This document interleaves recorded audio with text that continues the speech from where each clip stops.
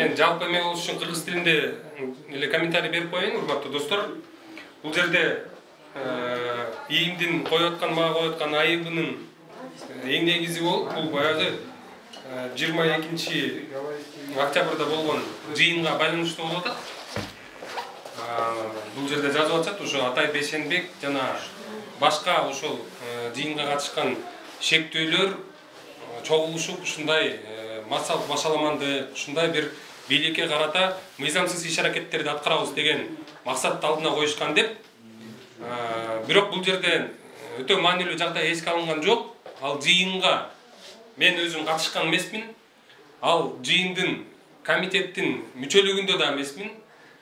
Жана ошондой эле бул жумушчу топ менен мындай бир эч кандай байланышкан эмесмин да. Бирок негедир тергөө ушул мени ошол жерде чогулушта болуп, ошолор менен чогуу мыйзамсыз бир кадамдарга бармак деген жүйөнү коюп атышат.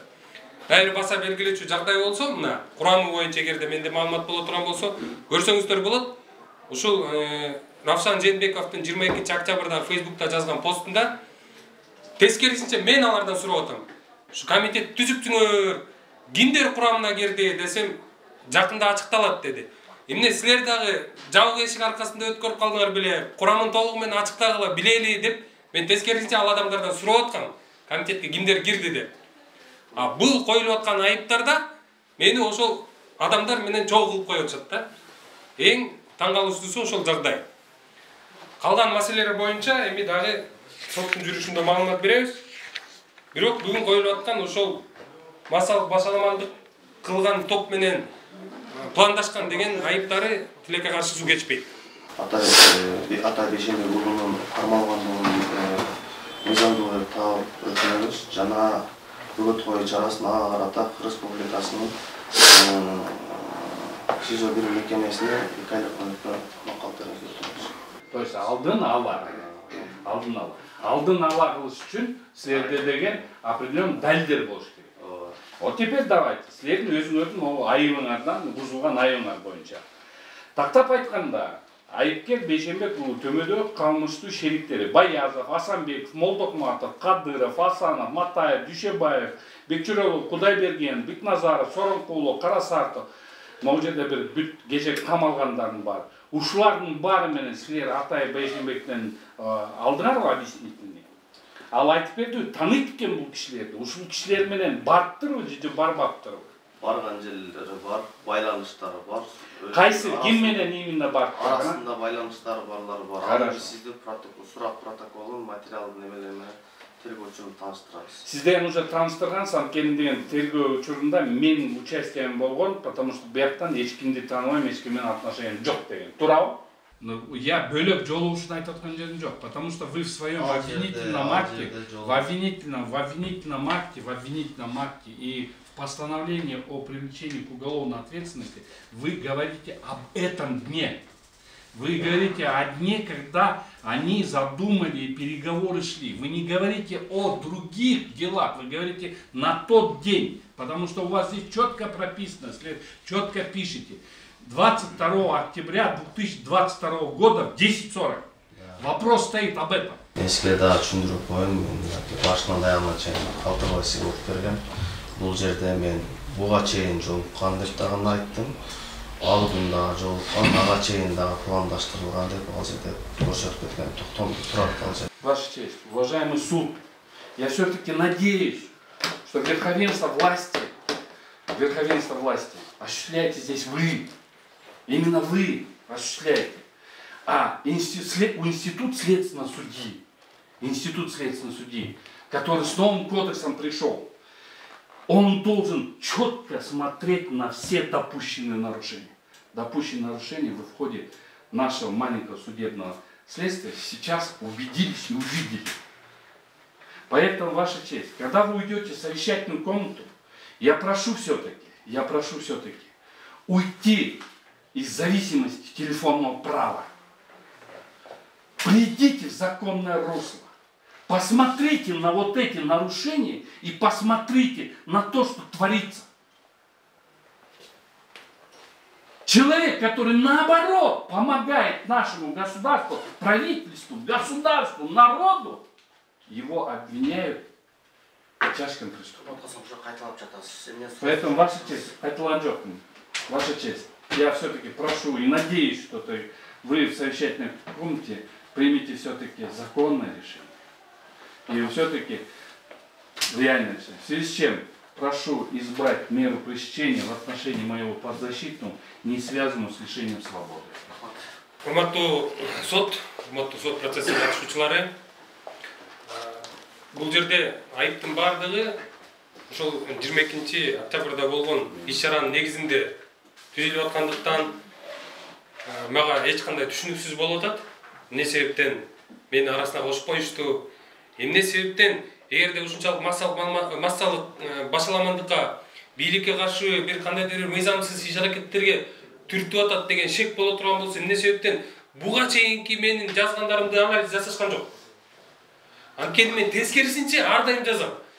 Мыйзамсыз бийликти басып алуу же бийликти кет деген менен маселе чечкен токтотушубуз керек. Биз тескерисинче мойнуна минип алып иште дегенге түрүшүбүз керек деп. Менин постторум турат бардыгы. Анан бул айыптын бардыгы ошо 22 октябрда болгон жанагы кофейнядагы жыйналыштан болду.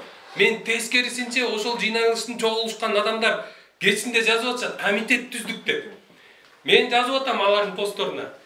Кимдер түздүңөр? Жакында айтабыз дейт. Жашырбай, силер дагы жабык эшик аркасында чогулуп калдыңар беле. Аттарын атагыла деп атам. Тескерисинче мен ошол сөздөрдү айтып атсам, мени бияка кошуп коюп атышат да. Бул коюлуп аткан айыптар буга чейинки жолугушуулар дейт. Буга чейинки, мындан кийинки деп атат. Бири дагы тергөө учурунда тергөөчү тарабынан суроо берилген жок мага. Мисалы үчүнчү, менин кылып келген иш-аракеттердин бардыгы мыйзамдуу талаада болгон. Мен эч качан мыйзам бузууга же бир кандайдыр мыйзамсыздыкка үйүт кыла турган иш-аракеттер кылган эмесмин. Тергөө учурунда эмне үчүн мени ушул жалгыз ушул топ менен болгон байланыш бар деп аныктайт. Мен бийликтин башында тургандар менен да байланышам ар. Мен бардык министрлер менен сүйлөшөм. Мен көбүн айтам, алдын алгыла. Могул жерде алдын алгыла. Бул жерден оперативный штаб ачкыла. Могул жерде маалымат саясатыңар жакшырткыла. Мен канча министрге жашыруун болсо да көмөктөшүп келдим. Могу слабый болуп атат деп. Эмне себептен тергөө бир гана туура эмес жактарын санап коюшту да. Аныктагыла. Бүт телефонум силерде, бүт бардыгы. Кааласаңар 24 саат сурак кылгыла. Тиешелүү мен байланышкан адамдар чакыргыла. Мен азыр аттарын атап ойлогом, бирок ошол эле министр, ошол эле Кыргызстанды башкарып аткан адамдар менен бетпе-бет отуруп сүйлөшсө болот. Мен кандай чыгуу жолдорун айткам? Мен эгерде мунул жерде жазылып аткандай массалык башаламандык, бийликти алмаштыруу деген кымындай көз карашым болгондо, урматтуу сот, мен анда Тажикстан менен болгон кайрылашууда тескерисинче отуруп алып бийликти айыптамакмын. Оозуңарды ачпай эмне кылып атасыңар? Мына силердин контрразведка иштебей басып келди деп мен тескери ошол жерден пайдаланмакмын.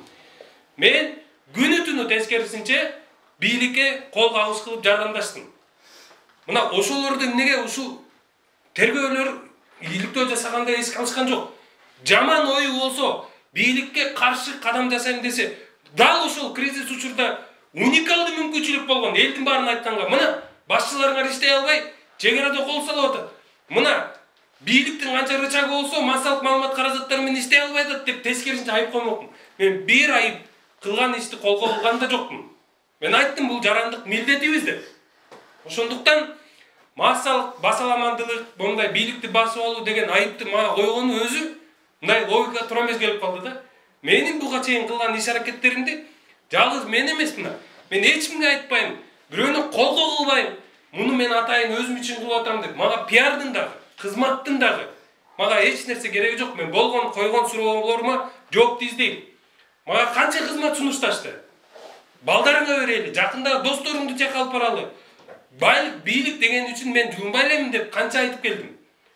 Менин буга чейинки мына алыс эмес, бир ай мурун кылган иш-аракеттеримди бир талдап көрүп, анан бул адамдын бир ушундай шектүү жагдай жаратчу учурлары бар экен деп айтса жарашмак. мен тескерисинче бардык постордо айтам. Көңүлгө алып коюңуздар, элдин үнүн угуңуздар деп. Анткени буга чейинки болгон бийлик алмашуунун бардыгы элдин үнү бийлик башчыларына жетпегенден келген.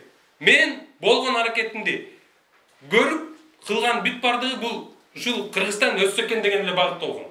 Рахмат. Бишкек шаарынын 1-май райондук сотунун тергөө судьясын 2022-жылдын 25 октябрында токтомдордун корутундуу кириш жана корутундуу бөлүктөрү жарыяланат.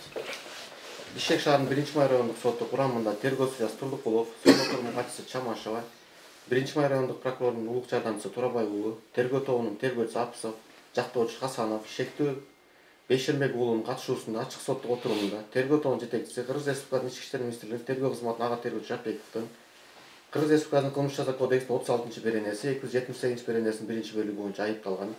1991 жылдын 30 январында Бишкек шаарында туулган улуттуу Кыргыз Республикасынын жараны үй бүлөлүү 3 балалуу мурда соттолгон эмес Бишкек шаарынын Токтогул көчөсүнүн 87-үйүнүн 33-батиринин тургуну Бейшенбек уулу Атайдын кармалуусу мыйзамдуу жана негизги текшерүү жөнүндөгү өтүнүчүн жана ошондой эле ага карата бөгөт коо чарасын тандоо жөнүндө өтүнүчтөрүн карап чыгып, тергөө судьясы Кыргыз Республикасынын жаза процессуалдык кодексинин 32, 96, 97, 264, 265, 266-беренелерин жетекчиликке алып токтом кылат.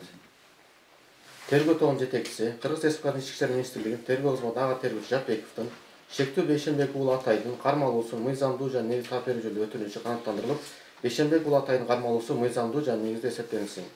Ошондой эле тергөө тобунун жетекчиси Жапбековдун айыпталуучу Бейшенбек уулу Атайга карата бөгөт коо чарасы катары камакка алуу түрүн тандоо жөнүндөгү өтүнүчү канааттандырылып, Бейшенбек уулу Атайга карата бөгөт коо чарасы катары камакка алуу түрү тергөө мөөнөтүнө тактап айтканда 2022 жылдын 20 декабрь саат 17:59 чейин тандалсын жана Кыргыз Республикасынын юстиция министрлигине караштуу жаза аткаруу кызматынын 21 мекемесине жайгаштырылсын. Токтомдор жарыяланган тартып 500 күн ичинде Бишкек шаар сотуна апелляциялык тартипте аттанышы мүмкүн. Тергөө судьясы Турдукулов кол коюлду. Бейшенбек Атай иштин материалын изилдөөнүн жыйынтыгында мен ушундай жыйынтыкка келдим. Жактоочуңуз эртеңден баштап апелляциялык аттануу келтирүүгө укукту 5 күн ичинде. Соттук отурум жабыктап жарыяланат.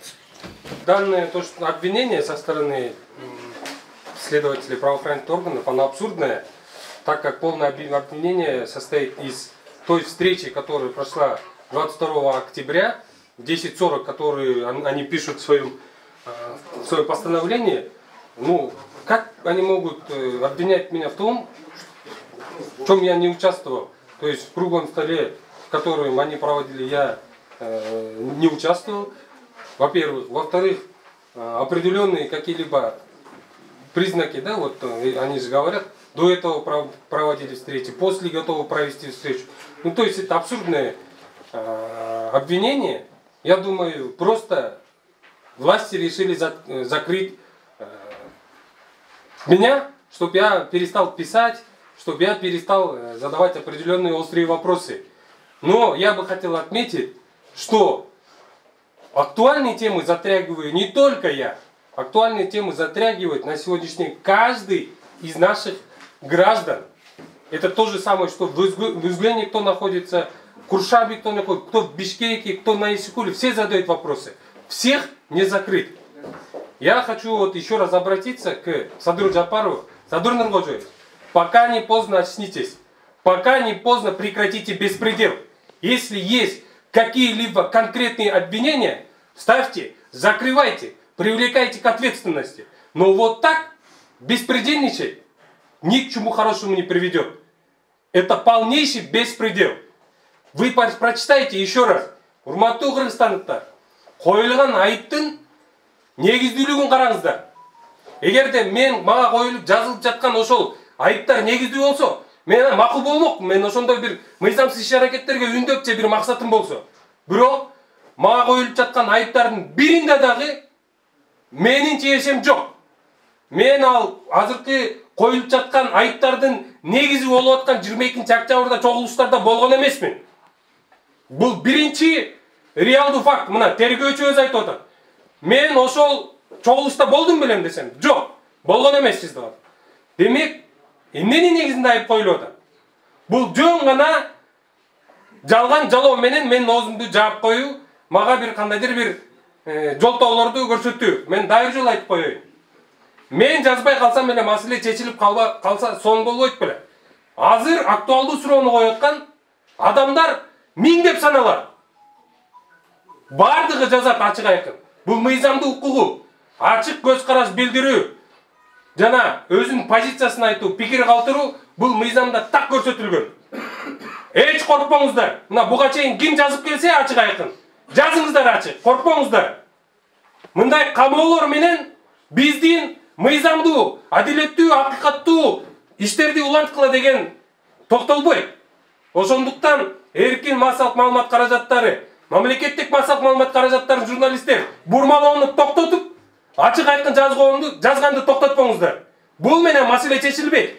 Урматтуу достор, ачык айтып коеюн. Жаз акыркы 1-2 күндө сиздер угасыздар.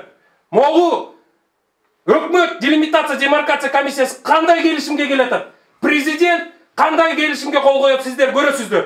Ошол жерден так билесиздер. Биз айтып аткан обмен барбы? Же ал жерде компенсация жүрүп атабы? 100% Кыргызстан Өзбекстан чек-арасы чечилип атабы же жокпу? Баарына жооп аласыздар. Бардык документтер бар. Анын бардыгын эл окуш керек. Силер жашырып отуруп жакшылыкка жетпейсиңер.